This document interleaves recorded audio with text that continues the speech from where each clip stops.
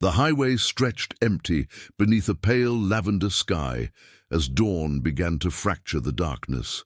Officer Emily Parker's patrol car hummed along the rural asphalt, the radio crackling with occasional dispatches from town 30 miles behind her. She had been on the force for only 4 weeks, still memorizing procedures, still feeling the weight of the badge that sat heavy on her chest. Her hands gripped the steering wheel at 10 and 2, just as her training officer had instructed, scanning for violations that would give her the practice she desperately needed to build confidence. The morning air was crisp, and fog clung to the fields on either side of the road, creating an almost dreamlike isolation that made Emily feel both free and utterly alone. Then she saw it, a black sedan, sleek and expensive, moving at a measured pace ahead of her. As it passed under the overhead lights of a rest area, she noticed the broken taillight, a legitimate equipment violation that gave her the reasonable suspicion required to initiate a stop. Emily's pulse quickened, not from fear, but from anticipation. This would be her first solo traffic stop without her training officer watching from the passenger seat. She activated her emergency lights, the blue and red reflecting off the mist as she followed the sedan. The vehicle responded immediately. No excessive delay, no suspicious movements, pulling smoothly to the shoulder, exactly as protocol dictated. Emily radioed in her position, providing the license plate number, vehicle description, and her exact location along Highway 47. Dispatch acknowledged with a routine response that gave no indication anything was amiss. Emily approached the driver's side window, her training echoing in her mind. Maintain visual contact, stay alert, keep one hand free. The window lowered slowly, revealing a man in an immaculate charcoal suit, his hands resting calmly on the steering wheel, exactly where they should be. His face was unremarkable, almost forgettable. Middle-aged, clean-shaven, with dark eyes that held no hostility, no fear, only a patient curiosity. The interior of the car smelled of leather and expensive cologne. Everything about the vehicle and its occupant suggested wealth, but not the ostentatious kind. This was quiet money, the type that moved through the world without announcing itself. Emily explained the reason for the stop, her voice steady despite the adrenaline coursing through her veins. The man nodded slightly, reaching slowly for his wallet after clearly announcing his intention, extracting his license and registration with movements so deliberate they seemed almost choreographed. The name on the license read Dante Marcelli. Emily took the documents back to her patrol car, entering the information into her mobile data terminal as she had been trained. While she waited for the system to process, she observed the sedan in her rearview mirror. The driver remained perfectly still, hands visible, not reaching for a phone, not adjusting the mirror to watch her, just waiting with an almost supernatural patience. Then her radio crackled to life with an urgency that made her blood freeze. The dispatcher's voice had changed, becoming sharp and controlled, requesting her exact position and instructing her to stand by for immediate backup. A coded message followed, one she had learned in academy but never expected to hear in the field. The system had flagged the license, not for outstanding warrants or traffic violations, but with an alert that sent information directly to federal databases. Emily's hands trembled as she stared at the name on the screen. Dante Marcelli, the man federal agencies had been hunting for over a decade, a ghost whose existence was whispered about in briefing rooms but never confirmed. He was suspected of controlling one of the largest criminal organizations in the country, responsible for operations that spanned from narcotics trafficking to political corruption. Cities lived in fear of his reach, yet no photograph of him existed in any database, no arrest record, no confirmed sighting, and she had just pulled him over for a broken taillight. Emily's training dissolved into pure instinct. She reached for her service weapon, her hand hovering over the grip as she tried to decide her next move. Backup was at least 20 minutes away on this isolated stretch of highway. She was alone with a man who commanded armies of criminals, who had never been arrested because anyone who tried had mysteriously disappeared or lost their evidence to bureaucratic mazes. Before she could formulate a plan, headlights appeared in the distance, approaching fast. A black SUV materialized from the fog, its engine roaring as it accelerated toward them. Emily's heart hammered against her ribs as the vehicle screeched to a halt 30 yards behind the sedan, blocking any retreat. The doors of the SUV burst open, and men emerged with weapons drawn. Not police uniforms, not federal agents, but individuals dressed in tactical gear that bore no insignia.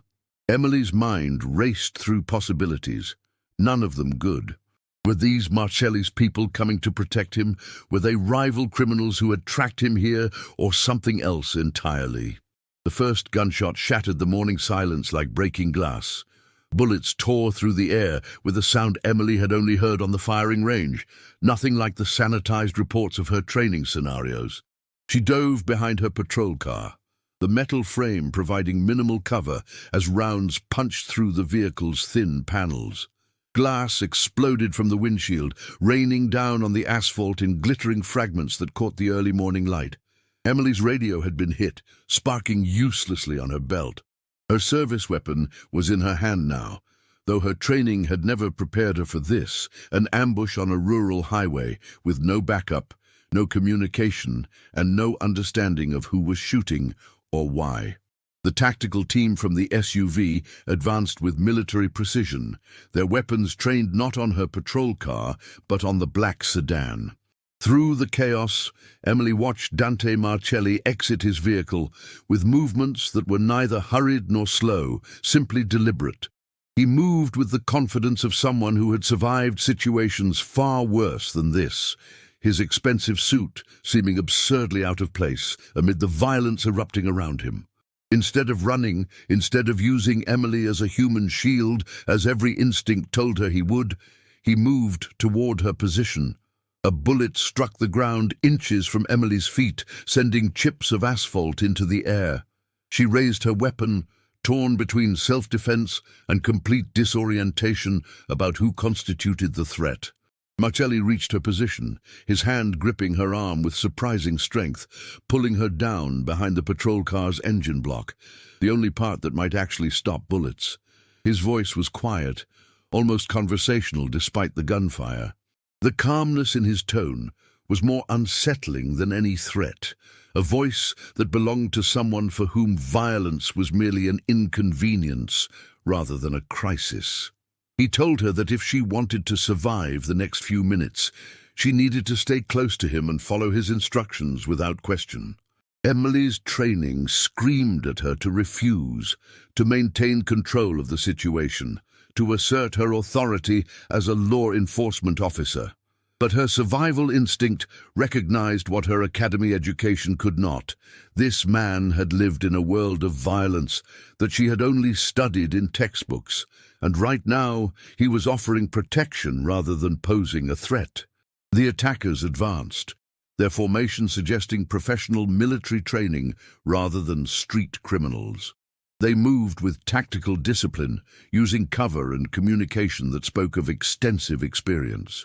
Emily counted at least 6 individuals, all heavily armed, all focused on eliminating Marcelli with a precision that suggested this was an assassination attempt rather than a spontaneous attack. Marcelli assessed the situation with the practiced eye of someone who had survived countless similar scenarios. He directed Emily toward the drainage ditch that ran parallel to the highway, a depression in the landscape that would provide better cover than the increasingly bullet-riddled patrol car. She hesitated only a moment before following, her training officer's voice echoing in her mind about making tactical decisions based on terrain and available cover. They moved together in a crouched run, bullets tracking their movement but missing by margins that felt impossibly small. Emily's lungs burned, her body flooded with adrenaline that made every color seem brighter, every sound sharper. She had fired her weapon during the movement, not to hit anyone, but to provide suppressive fire, as she had been taught, though her hands shook so badly she had no idea where the bullets went. The ditch offered temporary sanctuary, the earthen walls rising high enough to shield them from direct fire. Marcelli's breathing remained steady, his composure unshaken by the violence that had transformed a routine traffic stop into a battlefield.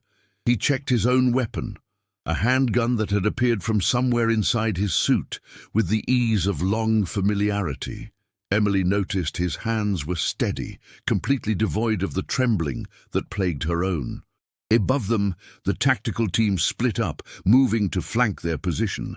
Emily realized with growing horror that these men intended to ensure Marcelli died on this highway, and she would be collateral damage, a rookie cop who had simply been in the wrong place at the wrong time. Her family would receive a folded flag and a notification that she had died in the line of duty, though the truth would be far more complex than any official report could capture. Marcelli spoke again, his words cutting through Emily's spiral of fear. He asked if she had called for backup before the shooting started, if anyone knew the exact nature of the vehicle she had stopped. Emily nodded, explaining that she had run his license through the system, that dispatch had sent a priority alert, that federal agencies were likely already being notified.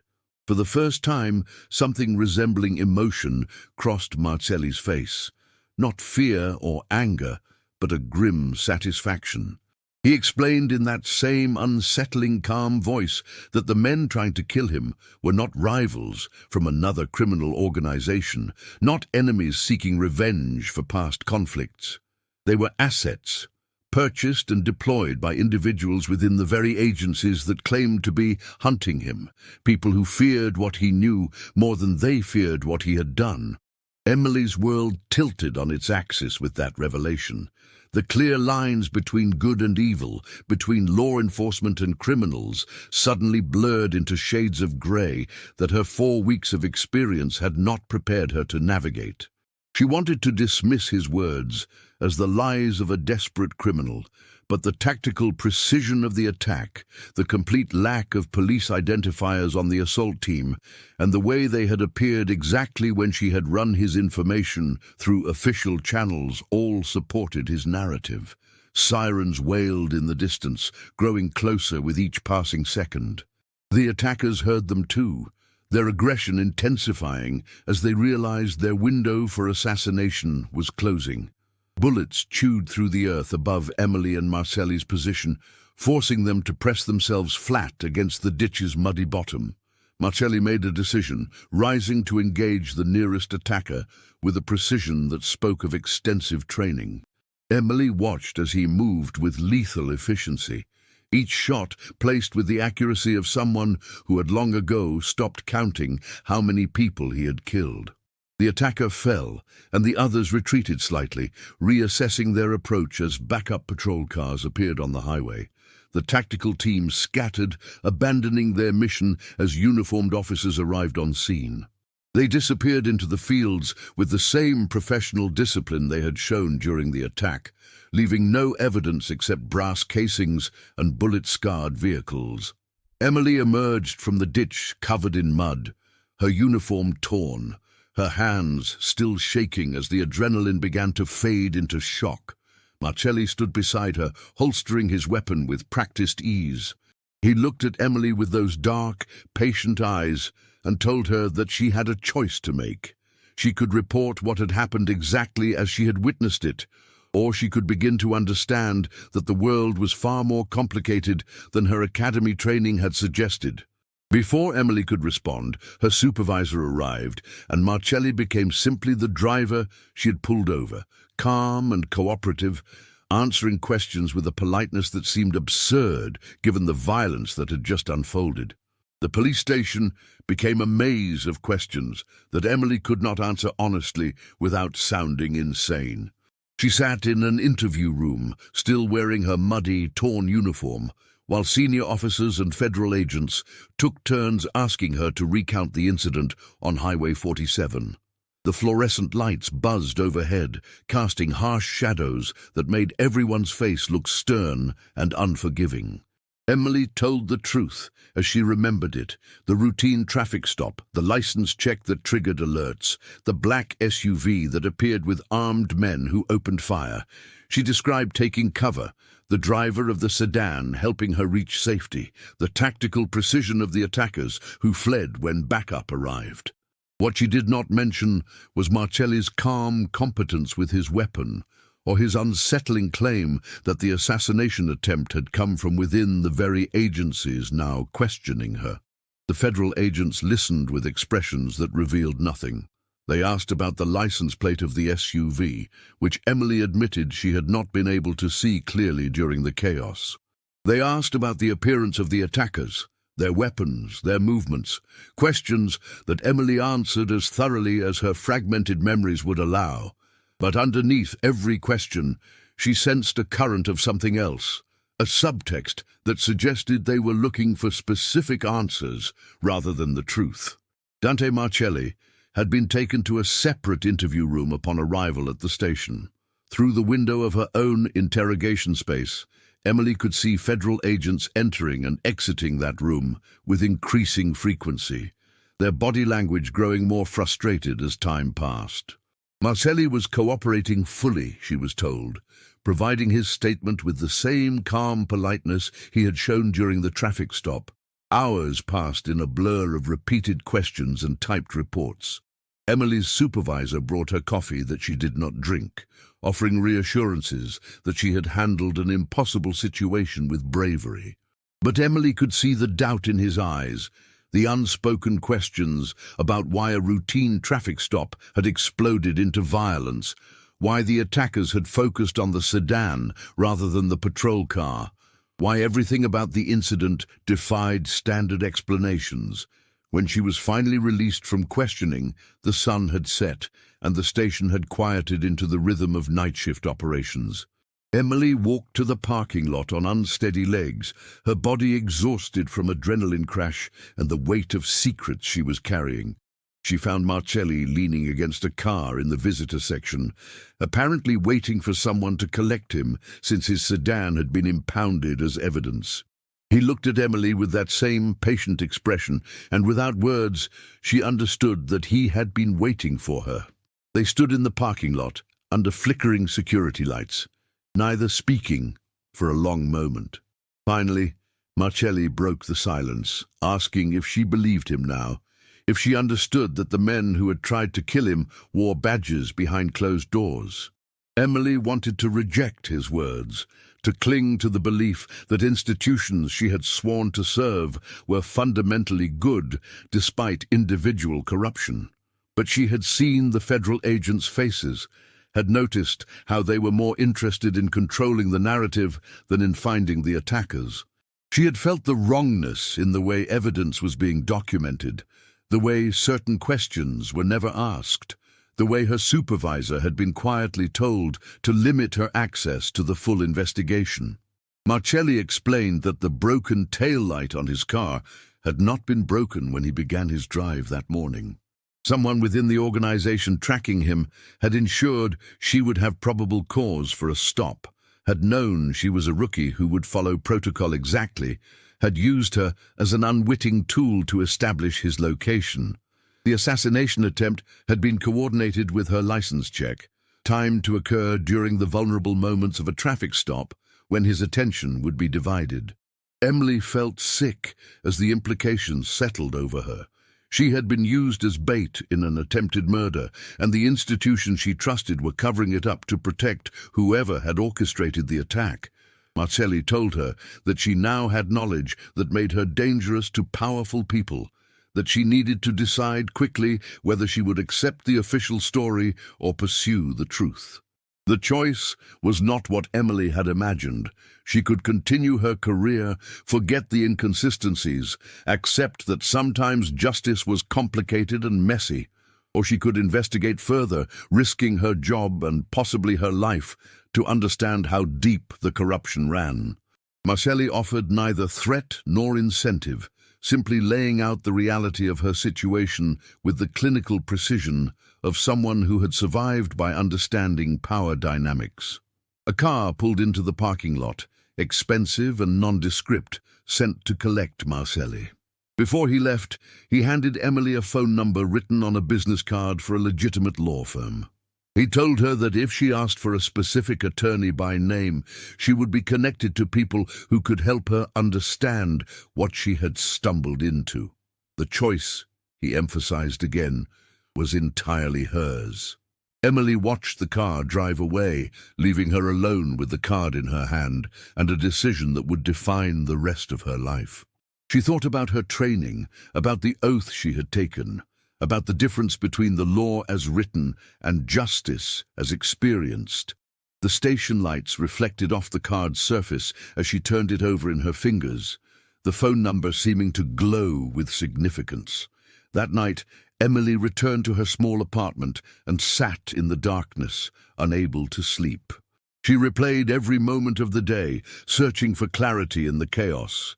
The official story would be simple: a traffic stop interrupted by unknown assailants who fled, an unfortunate incident, but nothing that required deep investigation.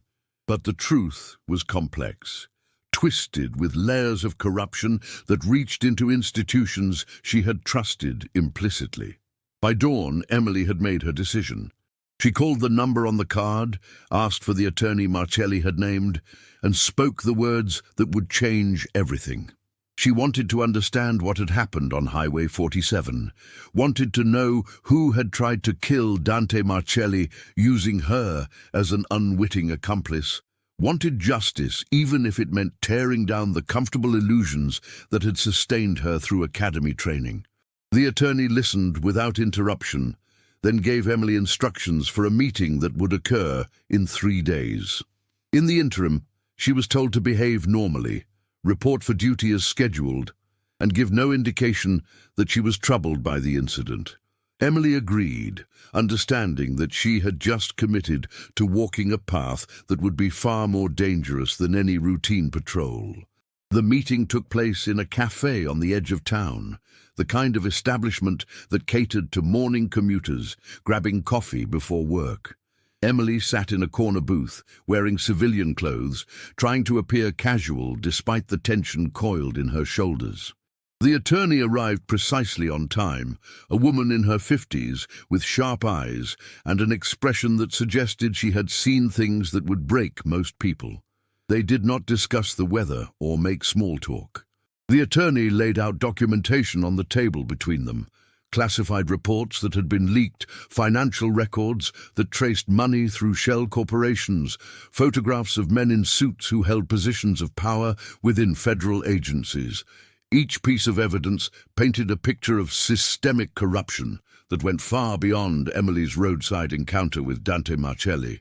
The attorney explained that Marcelli was indeed a criminal, a man who had built an empire through illegal activities that had destroyed countless lives. But his organization had also accumulated information, evidence of corruption, documentation of crimes committed by those sworn to enforce the law, leverage that made him simultaneously hunted and untouchable. The men who had tried to kill him on Highway 47 were contractors hired through channels that provided plausible deniability, funded by people who feared exposure more than they feared a continued criminal empire. Emily listened as her understanding of justice crumbled and reformed into something more nuanced and painful. The attorney revealed that Marcelli had been negotiating with certain factions within law enforcement, offering information in exchange for immunity. The assassination attempt had been designed to silence him before those negotiations could bear fruit, to eliminate both the criminal and the evidence he controlled. The broken taillight had been no accident. Emily's patrol route, her schedule, her status as a rookie who would follow procedure exactly, all of it had been researched and exploited. She had been chosen because her actions would be predictable, because she would run the license check that would pinpoint Marcelli's location, because her youth and inexperience meant she would not recognize the setup until it was too late. The attorney presented Emily with a choice that was both simpler and more complex than Marcelli's parking lot proposition. She could become part of a network of law enforcement personnel who were working to expose corruption from within, using the evidence Marcelli had accumulated to bring down officials who had betrayed their oaths. Or she could walk away, accept the official story, and return to her routine patrol duties with the knowledge that she had been used but chosen not to act. Emily thought about why she had become a police officer, about the ideals that had driven her through academy training and into that patrol car on Highway 47. She thought about her family's pride when she had graduated, about the oath she had taken to serve and protect, about the difference between law and justice. The decision was not easy, but it was clear. She agreed to help, to document what she knew, to testify if protection could be guaranteed. The attorney outlined the risks with clinical precision. Emily would be targeted, her career would be destroyed if the investigation failed. Her life would never return to the comfortable certainty of routine patrol work. But if they succeeded, if they could bring the evidence to prosecutors who were not compromised, they might be able to dismantle a corruption network that had operated with impunity for years. Over the following months, Emily became something she had never imagined, a covert operative within her own department. She documented irregularities, recorded conversations, passed information through secure channels to the attorney and her network.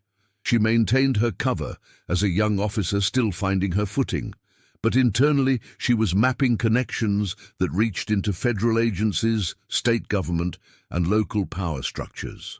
She met with Marcelli twice more during this period, always in carefully chosen locations where they could speak without surveillance.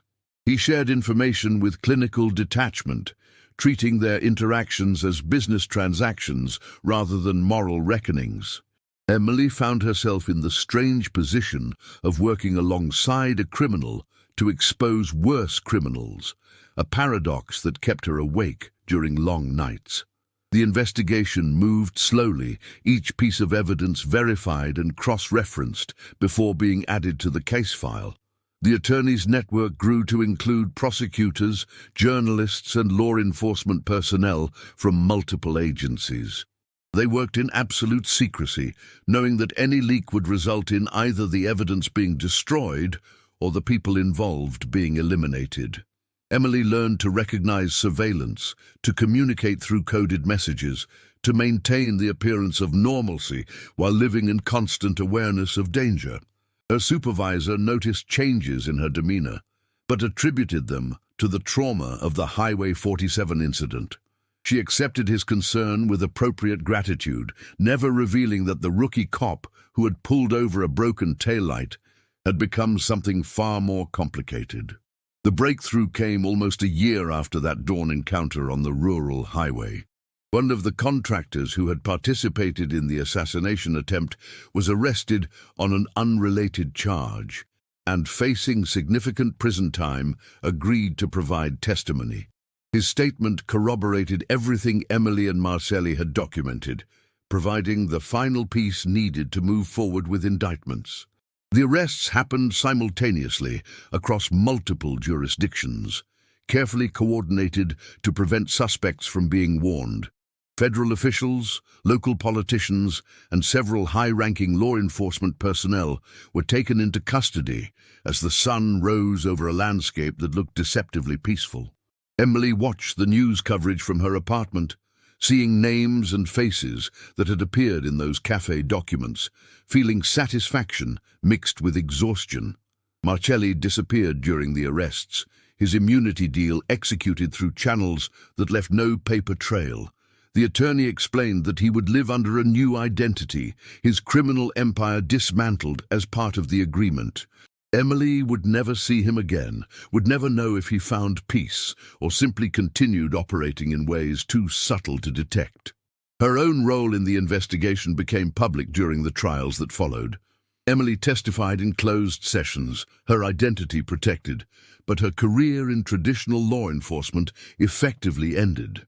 She accepted a position with a federal task force focused on rooting out corruption. her experience on Highway 47 having qualified her for work most officers would never encounter. Years later, Emily would sometimes drive past that rural highway during her investigations for the task force. She would see the stretch of asphalt where her patrol car had been shot to pieces, where a routine traffic stop had revealed that the world was far more complicated than her academy training had suggested. She would remember the calm voice of a criminal who had chosen to protect her when he could have used her as a shield, the strange partnership that had emerged from violence and necessity. Emily never romanticized what Marcelli had been or what she had become. She had not saved him, and he had not saved her. They had simply survived together, and in that survival had found a way to expose corruption that might otherwise have continued unchecked. The story was not one of heroes and villains, but of choices made in moments of crisis, of lines blurred by circumstances that defied simple categorization. The rookie cop who had pulled over a quiet stranger on a foggy dawn morning no longer existed. In her place was someone who understood that justice was not dispensed through routine traffic stops and official procedures, but through the difficult work of confronting uncomfortable truths and making impossible choices. Emily had stopped a war that morning on Highway 47, though she had not known it at the time. The devil himself had chosen to protect her, not out of nobility, but out of pragmatic recognition that her survival served his purposes. And in that strange alliance, both had found a way to bring down an empire of corruption that had thrived in the shadows of institutions meant to serve justice. The final surprise came years after the trials, when Emily received an unmarked envelope at her task force office. Inside was a single photograph: Dante Marcelli, older and wearing casual clothes, standing in front of a small bakery in a town she did not recognize. On the back, written in neat handwriting, were 3 words that carried the weight of their shared history: "We both survived."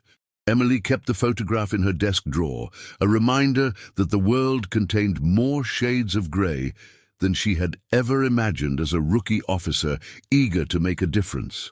She had learned that sometimes the most feared criminal was not the greatest danger, that institutions could be more corrupt than the individuals they hunted, and that protection could come from the most unexpected sources. The story of a routine traffic stop that became something far more complex was now part of law enforcement training, a cautionary tale about corruption, a lesson about maintaining vigilance even within trusted systems. But only Emily knew the full truth, the nuances that could not be captured in official reports or academy lectures. She continued her work with the task force, investigating corruption wherever she found it, carrying the knowledge that justice was not always straightforward, but was always worth pursuing. And sometimes, late at night when sleep would not come, she would remember that foggy dawn on Highway 47 and wonder what had become of the quiet stranger in the immaculate suit. If you enjoyed this story of unexpected alliances and the complex nature of justice, subscribe to our channel for more realistic and emotionally engaging narratives that explore the grey areas between right and wrong.